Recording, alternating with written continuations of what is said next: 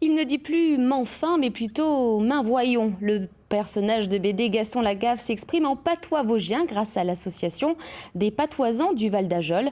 Après Tintin et le petit Nicolas, ses membres traduisent les aventures du roi de Lagaffe qui, même en patois, reste toujours aussi andouille. Michael Martin et Maëlle Aldebert.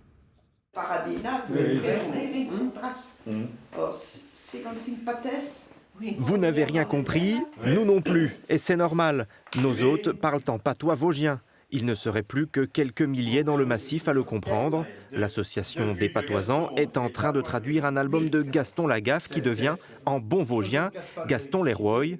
Un exemple. Car Gaston, faut-il le dire, est très bricoleur. Il a confectionné des objets aussi divers que la plus grande attache trombone du monde à l'aide de tuyaux à gaz.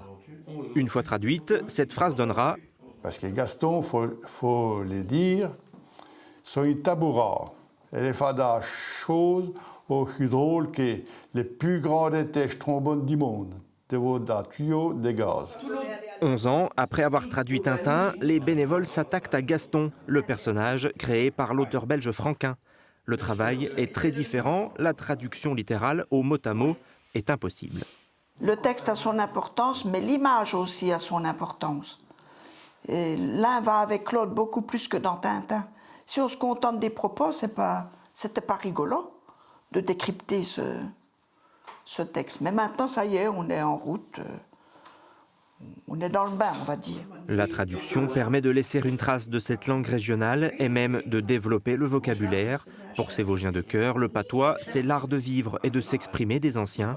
Le patois était encore beaucoup parlé il y a 3 générations.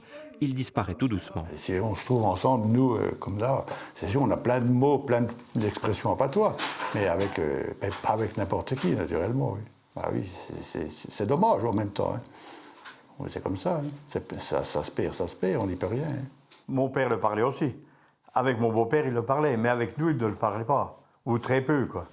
Ou très peu. Et on s'aperçoit maintenant qu'il y a des jeunes qui ont des mots de patois, qui disent des mots de patois sans s'en rendre compte.